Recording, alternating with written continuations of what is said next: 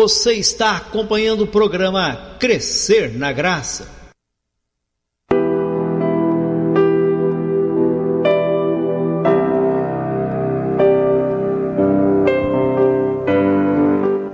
É isso aí, vem Espírito de Deus. Meu amado, o que mais precisamos é ter um relacionamento maior e melhor com Deus. Nos dias atuais, o que tem faltado à igreja é esse relacionamento. Relacionamento é quando você conversa e ouve, quando você se sente bem na presença de alguém, quando você deseja estar com aquela pessoa, quando você se sente bem na presença de Deus, quando você tem prazer de estar na igreja, de fazer uma oração, de fazer a obra de Deus, é que você está tendo um bom relacionamento com Deus. E nos últimos dias ao qual vivemos, a correria do dia a dia, as muitas atividades, o excesso de conhecimento, de informações, tem levado as pessoas, geral, a ter menos tempo para esse relacionamento, para essa busca, para essa compreensão. E é essencial que nós busquemos sim, cada dia mais, nos achegarmos a Deus, e Ele vai nos achegar-se a nós. Hoje eu tenho por título da mensagem, não é voltado a essa situação, mas a outra, que diz que todas as coisas contribuem para o bem daqueles que amam a Deus. Um tema importante, eu quero, na verdade, dar sequência à palavra que nós iniciamos nessa semana, na terça-feira, falando sobre uma mulher ali, a Sunamita, e nós vamos ver o final dessa história, né? Porque ela não acaba ali onde nós finalizamos, ela volta a ser mencionada posteriormente, e nós vamos ver por que ela volta a ser mencionada, até para podermos entendermos. Mas como entender a proposta, né? O propósito de Deus na nossa vida? Paulo, escrevendo aos Romanos, então no capítulo 8 aos Romanos, no versículo 28, ele diz: e sabemos que todas as coisas contribuem juntamente para o bem daqueles que amam a Deus, daqueles que são chamados segundo o seu propósito. Todas as coisas, diz ele. Agora, como vamos entender todas essas coisas? Há tantas desgraças, tristezas, que pode ser vistas diariamente, mesmo no povo de Deus. Quantos irmãos se levantam enfermos, quantos morrem, quantos passam por situações difíceis, quantos nossos irmãos no passado foram perseguidos, mortos, quantos foram traídos, abandonados, esquecidos. E como podemos dizer que todas essas coisas contribuem para o bem daqueles que amam a Deus?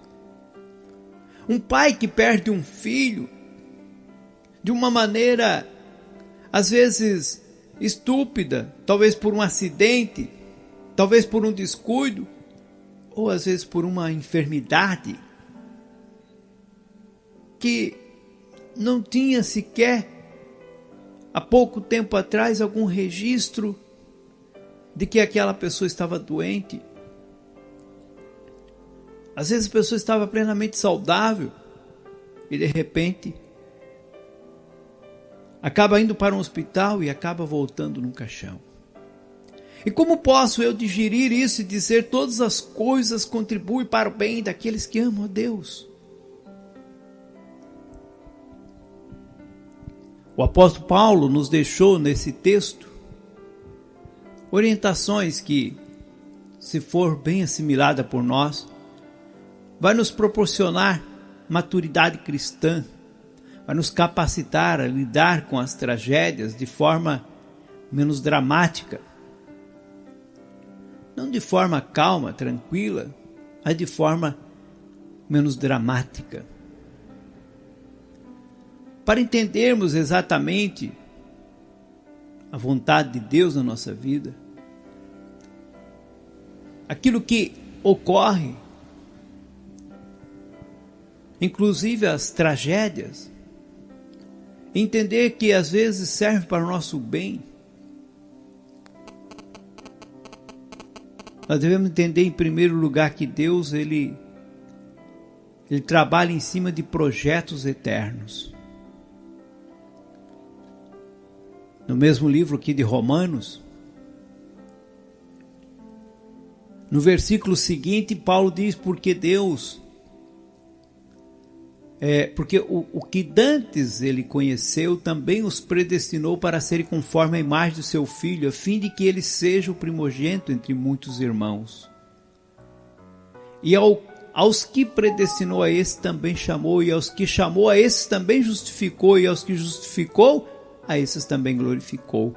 O projeto de Deus é um projeto futuro, o projeto de Deus não é um momento, o projeto de Deus não é aquela situação talvez lamentável, triste que nós passamos naquele instante.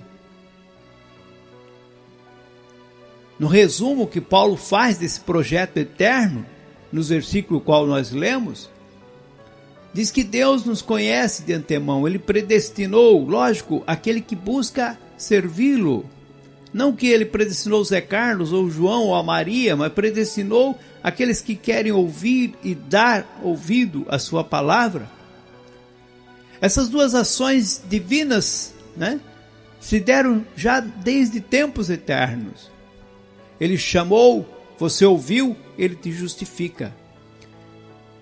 Essas outras duas ações divinas se deram e acontecem num momento histórico da nossa vida, num determinado instante.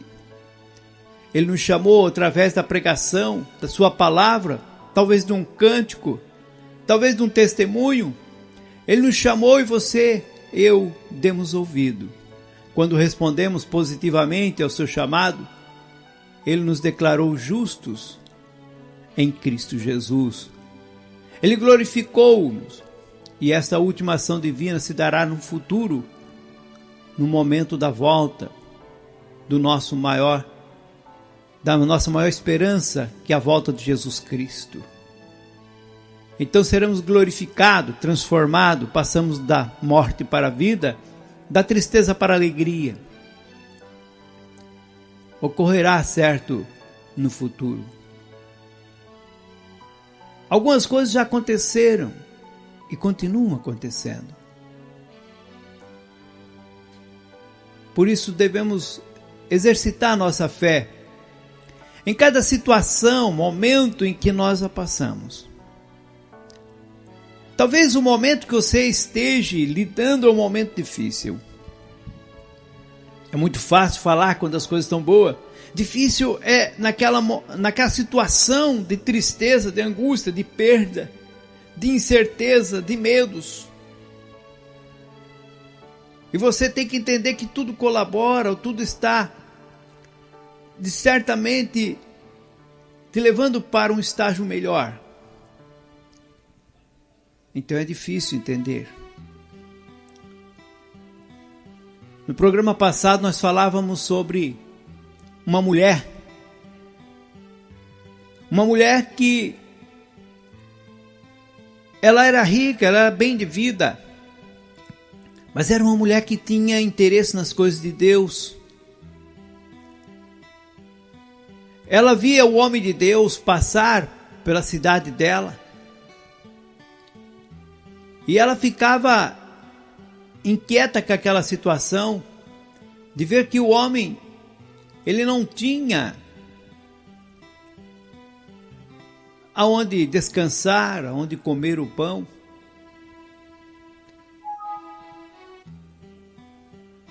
Ela se preocupou então a fazer alguma coisa. Naquela cidade, naquela localidade chamada de Sunem, diz que cada vez que ele passava por ali, ele entrava para comer o pão. E diz que aquela mulher, ela insistiu com o seu marido porque ela reconheceu, veja que esse é um homem santo de Deus. Vamos fazer para ele um quarto, vamos fazer para ele uma pousada bem aconchegante. E o fizeram, ela convenceu o marido. E ele aceitou também com toda humildade. Ali ele vinha, comia, deitava, descansava. E foi ali que ele sentiu a necessidade de abençoar a vida daquela mulher. Mas abençoar no quê? O que faltava para aquela mulher? Ela nada pedira, ela simplesmente queria servir. Ela estava contente em servir. E aquele homem mesmo ofereceu, aquele profeta ofereceu para ela o que ela não tinha. E o que ela não havia pedido, não ao profeta, talvez a Deus havia pedido muito, mas não tinha recebido. E essa é uma questão, muitas vezes você está pedindo, e chega um momento em que Deus dá a resposta. E Deus deu a resposta àquela mulher por meio do profeta, dizendo: mulher, tu não tem filho, mas no tempo de uma gestação tu terás um filho em teus braços. E ele deu. No tempo determinado nasceu o filho daquela mulher, ela estava feliz, o marido feliz, aquele lar estava feliz. Aquela mulher continuava servindo a Deus, continuava indo aos pés do profeta. Quando ele não estava ali, ela ia até onde ele estava, no Monte Carmelo. E lá ele, então, certamente fazia os trabalhos de Deus e ela acompanhava.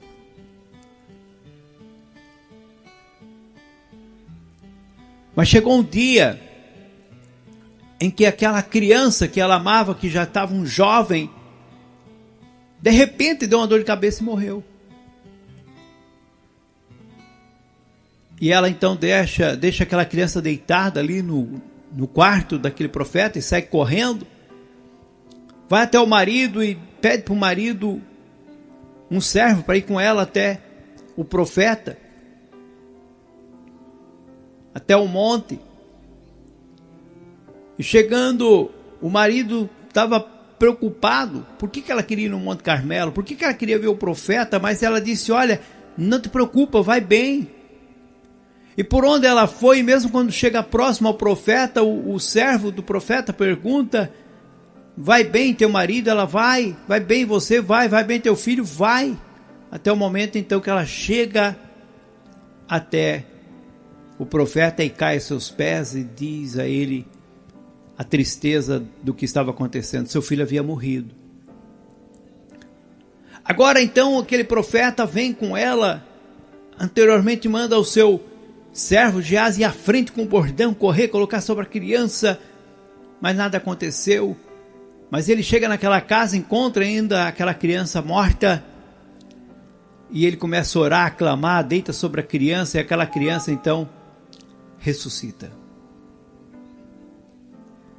E ele entrega o filho à sua mãe.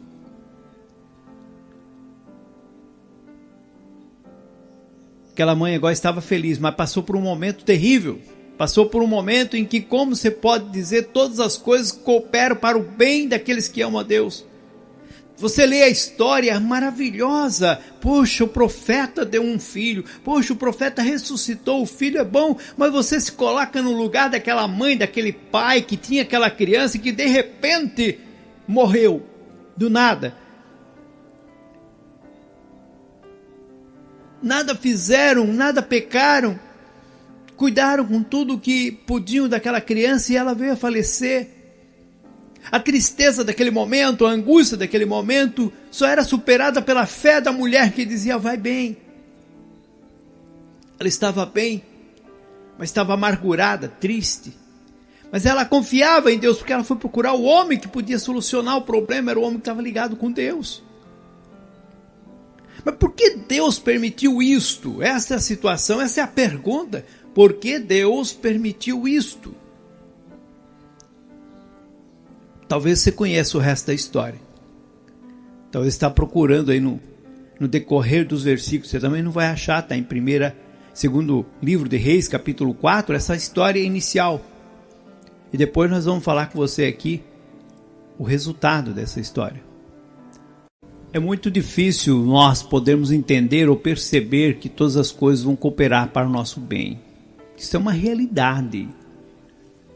Algumas tragédias, alguns desastres, algumas perdas e alguns sofrimentos são entendidos e explicados com o tempo. Porém, outros, certamente não temos como explicar. Não conseguimos atingir esta visão mais clara. Mas os seus motivos, as suas razões se processam certamente numa dimensão acima da nossa, porque Deus tem uma visão melhor. Ficam sem explicação para nós, mas quando você crê, quando você acredita em Deus, quando você entrega a tua vida na mão de Deus, você é confortado.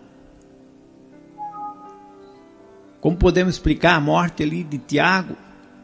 Pedro estava junto, Pedro foi poupado naquele momento, mas Tiago foi morto. Tristeza para a família, para os irmãos, para a igreja.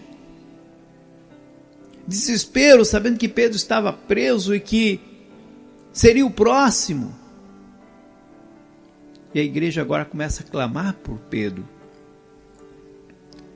De maneira tal que Deus entra em ação. E Pedro é libertado.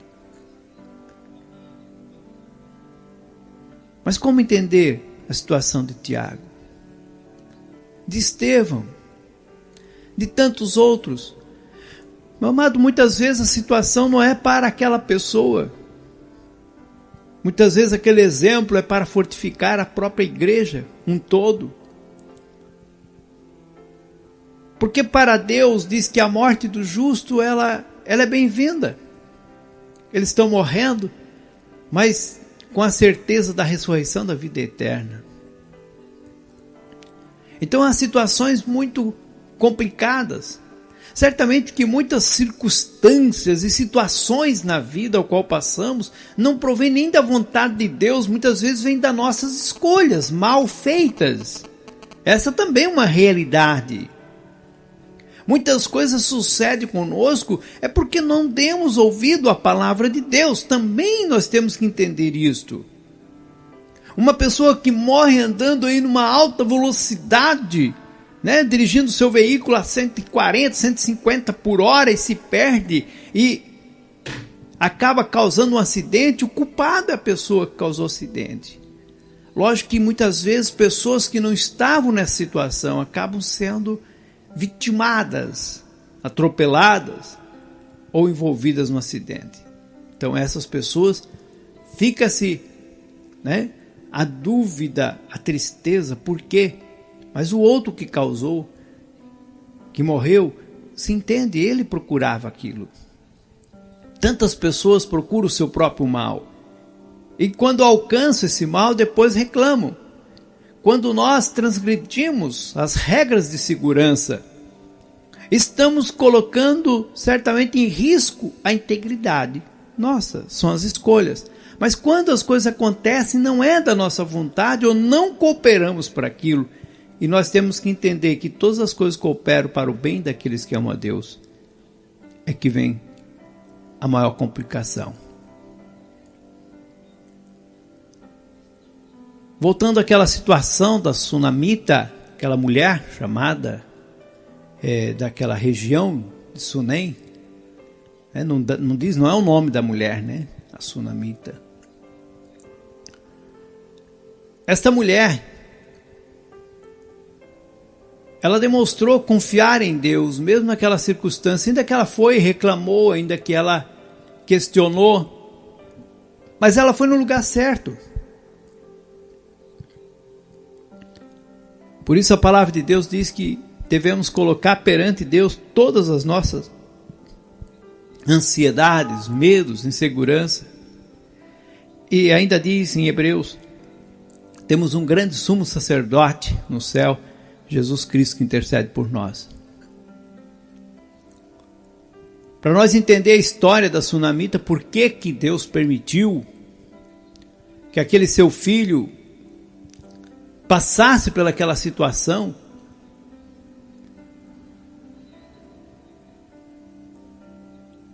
nós temos que continuar a ler a história.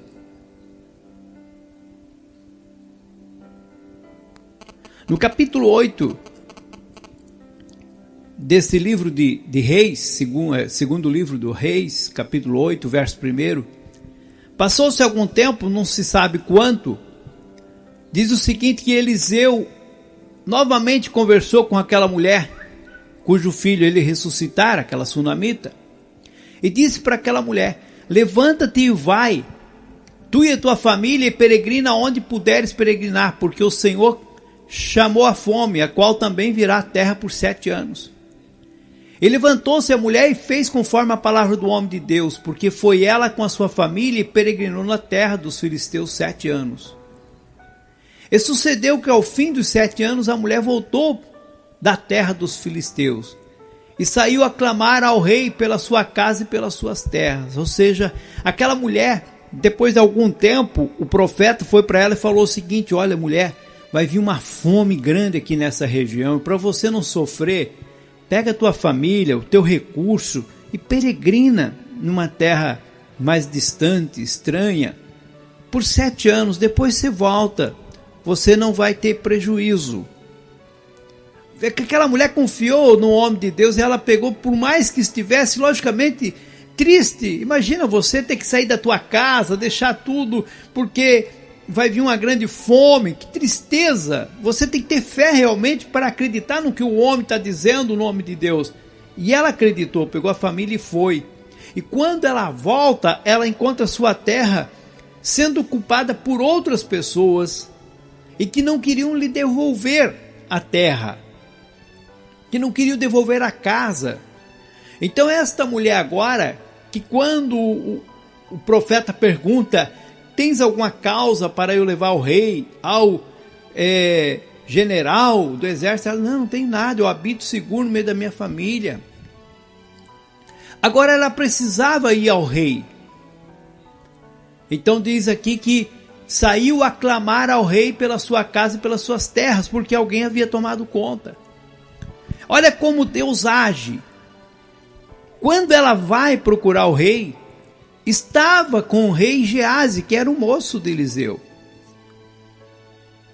E o rei pede para Geazi o seguinte: me conta todas as grandes obras que Eliseu tem feito.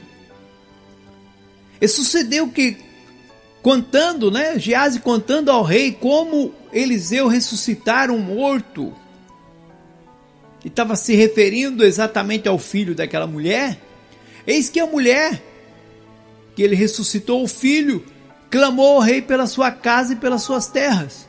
Ou seja, ela chegou na audiência para com o rei, para pedir justiça sobre aquilo que era dela, alguém tinha tomado. Então Geazi, olhando e vendo a mulher, falou para o rei: ó rei meu, senhor, esta é a mulher em quem eu estava falando, que o profeta Eliseu ressuscitou o filho. E o rei, agora empolgado, pergunta para a mulher e ela lhe conta detalhadamente as coisas que aconteceram. Então ela também conta da situação que ela foi peregrinar, que voltou. E o rei, entendendo, diz que mandou que um oficial acompanhasse ela e fizesse restituir tudo quanto era dela. Quer dizer, ele iria à casa dela, falar para aquelas pessoas que estavam ocupando que tinham que sair dali, porque era dela, e que tinham ainda que pagar o aluguel, as rendas daquela terra, desde o dia em que deixou a terra até aquele instante. Deus estava trabalhando na vida daquela mulher lá na frente, irmãos, no mínimo 7 anos, porque foi os 7 anos da peregrinação, mas não se diz quanto tempo levou até que Eliseu mandasse ela ir. Então veja que Deus estava preocupado com ela lá na frente, lá no futuro, e deu uma tristeza momentânea lá no passado. Então há coisas que ocorrem hoje que você não entende, mas que daqui a alguns anos, no decorrer da tua vida, você vai dizer: olha, era isso que Deus tinha preparado para mim. Deus estava fortalecendo minha fé, Deus estava preocupado com o meu bem-estar espiritual, Deus estava preocupado com o meu bem-estar físico. Talvez Ele te deu ou permitiu uma enfermidade lá no passado para que você se cuidasse, para que no futuro não viesse morrer daquela enfermidade. Então há coisas que Deus ele trabalha para o bem daqueles que o amam. E é isso que nós devemos entender. É isso que nós devemos estar na nossa mente. Se você conseguir entender, você vai entender a história de José no Egito. Ele foi levado como escravo, mas se transformou no grande líder na terra do Egito. Por quê? Porque Deus tinha um propósito. Na hora foi dolorido, triste, mas ele conseguiu superar. Por quê? Porque Deus tinha um propósito com ele. Deus tinha um propósito com Jó. Deus teve um propósito com Moisés, ao permitir que ele ficasse 40 anos na casa do seu sogro, com medo de ser morto pelos egípcios. Deus teve um propósito com Cristo quando deixou ele morrer na cruz do Calvário, e não era só com Cristo, ele tinha um propósito comigo, contigo. Talvez é dolorido ver Cristo morrer, mas se ele não tivesse morrido, o que seria de mim, o que seria de ti? O propósito de Deus, ele é grandioso, e o maior propósito que ele tem para mim e para ti é dar-nos a vida eterna. Muito mais do que as coisas presentes, muito mais do que as coisas que perecem, ele quer te dar a vida eterna. Então, se estás passando por luta, tribulação, angústia, não fique triste, aborrecido, desanimado. Deus está permitindo algo porque ele está preparando o terreno para você lá na frente. Ele está preocupado contigo. Acima de tudo, ele está junto de ti. Ele te carrega muitas vezes nos braços, porque ele te ama. E ele já provou isso. E você deve confiar plenamente nele. É isso aí, que Deus te abençoe grandemente em nome de Jesus.